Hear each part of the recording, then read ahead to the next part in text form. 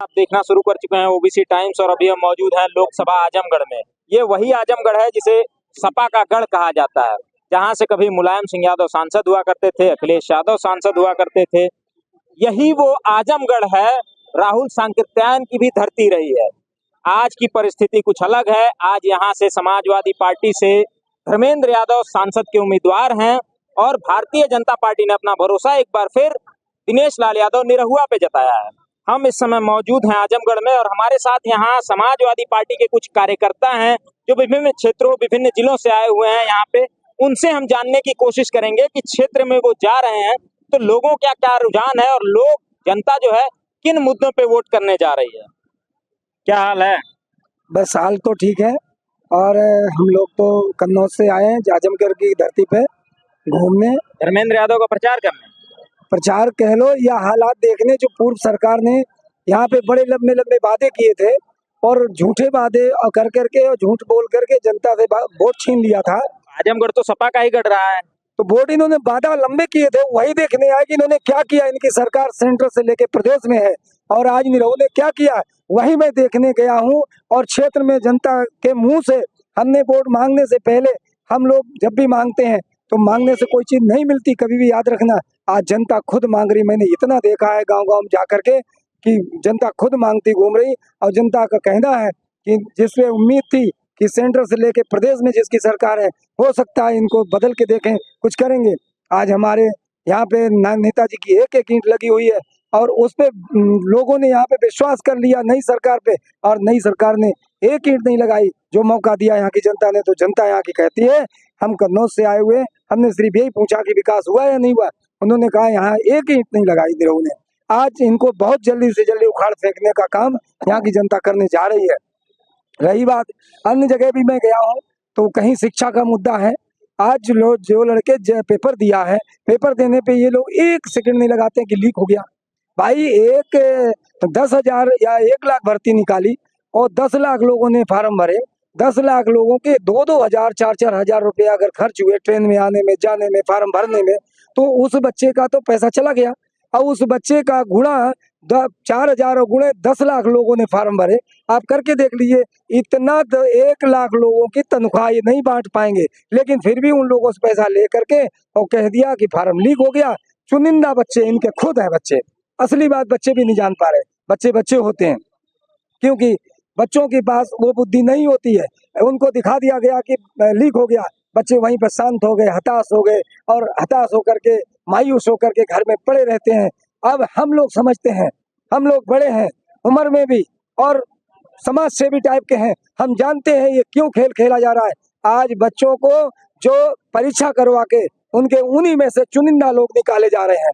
उनके मंत्री, उनके विधायक जो टचिंग है वो ले करके जो उनको पासपोर्ट मिलता है, एक प्रवेश पत्र जैसा मिलता है परीक्षा देने में, वही नंबर अपना दे करके अपने सामने वाले विधायक और मंत्री से उनके टचिंग वाले लोग अपना काम करवा लेते हैं और बाकी लड़कों के लिए कह दिया गया कि पेपर लीक हो गया। अच्छा ये बताइए, यहाँ पे आप लोगों ने घूमा, जनता इस बार किन मुद्दों पे वोट करने जा रही है? जनता, युवा, देखिए 3 बातें हैं। युवा जब अंगड़ाई लेता है तो बदलाव करता है। युवा तो बेरोजगार ज्यादा से ज्यादा हो गया है। 1 करोड़ लोगों को रोजगार देने का वादा किया था, 1 करोड़ नहीं, इन्होंने 10 लाख भी नहीं दे पाए। 2 करोड़ का वादा किया था। जो भी किया इन्होंने 2 करोड़ किया, तो आपने बहुत ज्यादा बता दिया, मैं तो 1 करोड़ कह रहा हूँ। 1 करोड़ अगर प्रति वर्ष दे देते तो काफी रोजगारी खत्म हो जाती, बेरोजगारी। एक तो इन्होंने ये काम नहीं कर पाए। दूसरा, धरातल पे जब जनता की बात करते हैं तो कहते किसान अधूरा हो रहा। हमने कैसे हो रहा? किसान को जो बिजली, पानी, सड़क जो पहले नेताजी के टाइम मिलती थी, आज जब किसान ने समर करवा ली अपने पैसे से, चलो कोई बात नहीं, उसे बत्ती नहीं तुम दोगे, बत्ती तो बटन तुम्हारे हाथ में है, तुम्हारी अधिकारी लाइन कटवा देंगे, बत्ती नहीं छोड़ेंगे तो कहाँ से फसलें होंगी? जब फसलें नहीं होंगी तो कंगाली की ओर किसान जा रहा है। एक दूसरा, किसान इसलिए नहीं दे रहा है। और तीसरा, आज इन्होंने शाणों की व्यवस्था जो कर रखी है, छोड़ रखी है। जो किसान कहता है कि हमने जो थोड़ा बहुत रखवाली करके इंतजाम किया, वो साड़ों की व्यवस्था गड़बड़ कर रही है। आप चाचा यहीं आजमगढ़ के रहने वाले हैं? क्या यहाँ की स्थिति है? यहाँ की स्थिति इस समय यह है कि जनता ये जान गई है कि योगी जी, मोदी जी, अमित शाह जी जितने वादा किए थे, सब इनके वादा झूठ निकले। क्योंकि जनता जानबूझ करके सोच समझ करके वोट देती है, लेकिन 5 साल में उसका मतलब निकालती है। कर क्या रहे हैं? मंदिर का मुद्दा, हिंदू मुसलमान का मुद्दा, यही चल रहा है और कोई विकास होवे नहीं किया। हम तो आजमगढ़ की बात कर रहे हैं, लेकिन हमको देखने में पूरे प्रदेश में नहीं हुआ। अरे अब कह रहे हैं विकास नहीं हुआ, निरहुआ ने दावा किया, भाई तस्वीर बदल अरे दिया। भाई सुनिए, निरहुआ अपनी तस्वीर बदल दिया होगा, हम लोग नहीं बदला। वो तो अमरपाली के लोगों को लेकर बदल रहा है अपनी तस्वीर। और सुनिए, और निरहुआ कहता है कि उस बार कहता था कि असला हिर हमारे साथ और नकीला हिर अखिलेश के साथ। अब कि उसको पता लगेगा कि असला हिर होता कौन है और किसके साथ है। अरे तो वो भी तो हिर है। अरे वो हिर है, अहिर नहीं है, वो नकला हिर है, वो नकला हिर है बाबू। नकली है। हाँ, नकली है। और सुनिए, योगी जी, मोदी जी, हमारे कहने का मतलब ये है, अगर मान लीजिए योगी जी राजा हो गए, मुख्यमंत्री भाई प्रदेश के राजा ना है, अपना मुकदमा वापस ले लिए और जनता पर फर्जी मुकदमा ठोकवाए जा रहे हैं, सब लोग जेल में जा रहे हैं। तो हमारे कहने का मतलब एक राजा का क्या गुण होता है? पहले जनता का मुकदमा वापस ले तब अपना ले। और 15 लाख देंगे, 25 लाख देंगे, ये करेंगे वो करेंगे, हुआ कुछ नहीं। तो इतनी झूठी और इतनी झूठी सरकार और इतने झूठे लोग, मेरी उम्र 74 साल है, आज तक मैं देखा नहीं। बहुत नेता आए गए और क्या करते हैं ये लोग, जो पहले के नेता हैं, महात्मा गांधी हुए और लोग जो देश के लिए बलिदान हो गए, उनकी शिकायत करते हैं, उन पर प्रत्यारोपण करते हैं, अपना नहीं देखते मैं क्या कर रहा हूँ। तो इस बार माहौल किसका है ये बताइए। माहौल तो इस समय जनता लड़ रही है चुनाव, माहौल तो गठबंधन का है। आज लोगों का मेरे ख्याल से 10-20 सीट अगर पा जाए तो वही बहुत समझिए। मैं प्रदेश की बात कर रहा हूँ। कौन सा, एनडीए गठबंधन का माहौल? नहीं, इंडिया गठबंधन का माहौल है। भाजपा तो गई, उनको मिलना, हाँ चोरी करेंगे तो। बताइए, इस बार आप कह रहे हैं पिछली बार आप लोग हरा दिए थे धर्मेंद्र किसको? यादव को। देखिए, हराए नहीं गए थे। देखिए, हमेशा जो मध्यवर्ती चुनाव होता है उस पर लोग ज्यादातर ध्यान नहीं देते। उपचुनाव जो होता है, उपचुनाव होता है, वह चुनाव पे तो सबकी निगाह रहती है। भाई सुनिए जरा बाबू, और ये उस समय जो चुनाव हुआ उसका समीकरण कुछ और था, आज जो हो रहा है इसका समीकरण कुछ और है, माहौल और है, समझ गए कि ना? तो उस समय जनता नहीं बल्कि नेता लोग चुनाव लड़ रहे थे। आज के माहौल में जनता चुनाव लड़ रही है, नेता को मांगने की जरूरत नहीं है, जनता खुद मांग रही है कि हमको गठबंधन की सरकार चाहिए। ये सरकार निकम्मी है, आज जो सरकार निकम्मी है उसको फिर गद्दी पर बैठने का अधिकार नहीं है, अधिकार नहीं है।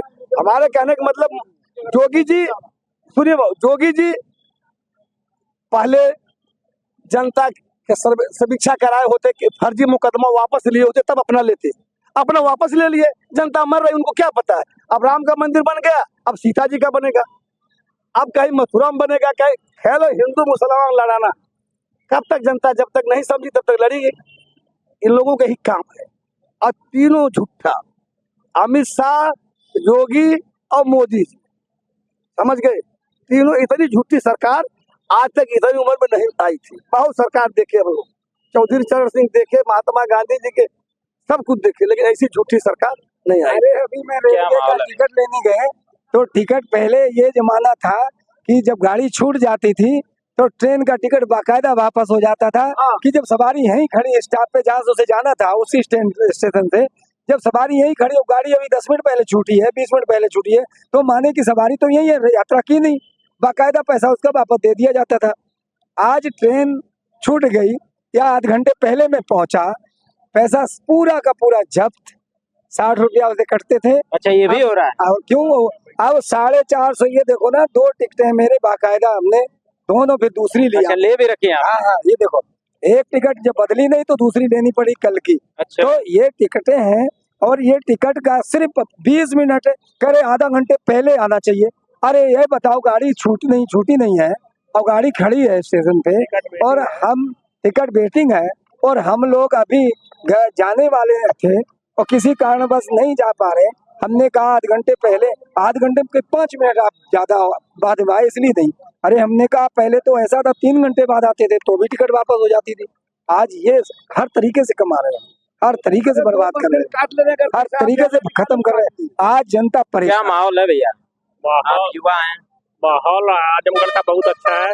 यहाँ पर चुनाव धर्मेंद्र भैया लाखों मतों से जीतेंगे और यहाँ की जनता इस भाजपा के शासन से बहुत अधिक परेशान है। जिता तो आप पिछली बार भी दिए थे। पिछली बार भी जिता दिए थे, प्रशासन लग के उनको पिछली बार हरवाया था, जानबूझ के हरवाया था। जीता तो हम लोग पिछली बार भी दिए थे। पिछली बार सबको, जितने प्रधान और बीडीसी थे, सबको लाल कार्ड जारी किया गया था पुलिस प्रशासन के द्वारा।